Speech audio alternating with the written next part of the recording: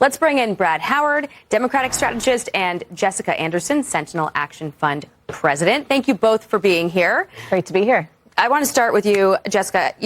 What do you think is the sort of bottom line issue? What pushed the president to make this decision? Well, first off, Elise Stefanik has proven that she's a team player. So she fully supports the president's agenda. She took the call for the nomination and will gladly take the call to remain in such a pivotal seat. I think what's going on here is the dynamics of a very tight Republican majority in the House. They need every single vote to pass the reconciliation package, to get tax cuts across the finish line, to continue funding the border.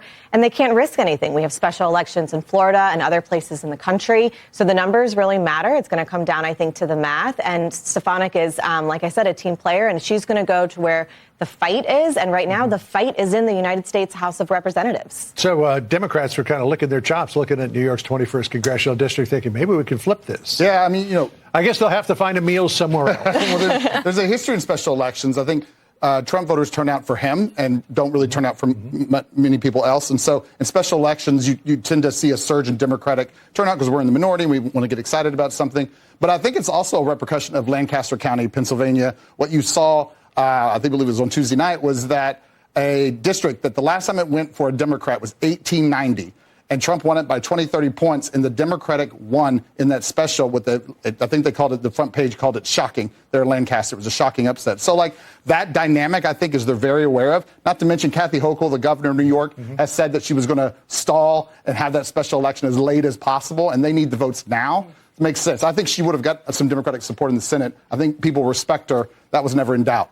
But the fact that he's having to replace her also says that you can't rely on any Democratic votes for something like tax cuts when, it sort of flies in the face of reason, because if you don't extend the tax cuts, you're going to have the largest tax increase on the middle class in American history. Why wouldn't Democrats want to prevent that from happening? Well, I don't think Democrats have gotten the message about what the decisive victory last November actually means for the American people. Right. They continue to offer opposition to everything that President Trump and his agenda and his cabinet and Elon Musk are doing. When you look at cutting waste, fraud, and abuse, they're even opposed to that, something that Democrats, we've talked about on the show for many times, have supported in years past. So I think Democrats need to get with the program, recognize that over 77 million Americans voted for the Trump agenda. They want to see spending cut, and they want to see more money back in their pockets. And the best way to do that is with these tax cuts. All right, so no special election in New York's 21st I'll just add that we want tax cuts. We just want them for middle-class families. And the tax cuts are for all. Yeah. It's everything that carries forward all the way down to the individual. I want to switch gears here, because the law of nature is that if there's a vacuum, something will step into it. And what seems to have stepped into the vacuum of leadership in the Democratic Party is this woman here. Listen to this. The Republicans have actually organized this goofy hearing to try to convince the American people that PBS and NPR are, quote, domestic terrorists or domestic threats. You can't make this up. It's as stupid as it sounds. We need to stop playing, because that's what y'all are doing in here.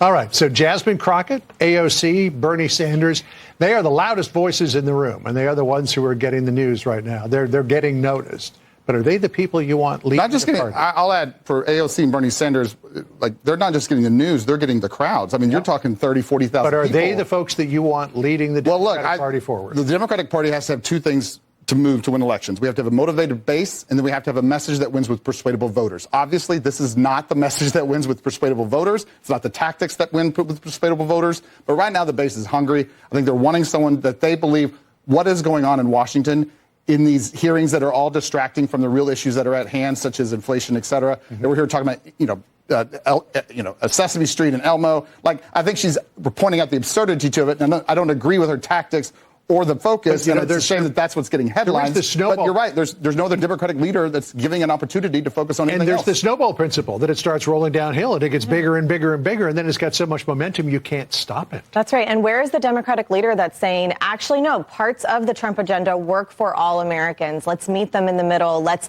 make these changes to tax cuts and the tax provisions, or let's do this when we look at foreign policy. What this Trump administration has done to provide safety and security across the globe and at our border, these are common sense things that Democrats should be supporting and cheerleading. And instead, you have clips like this that just just completely, I agree. If it's for the base, that's fine. But for voters that are in the middle that are going to turn out, they are turned off by this. You see some hypocrisy, though, too, because Marjorie Taylor Greene pointed out that after Jasmine Crockett stirs up all this vitriol in this hearing, she leaves the hearing with a Capitol Police escort. Yeah. After, encouraging, in a way, these, violent attacks, physically threatening Ted Cruz, is MTG's point.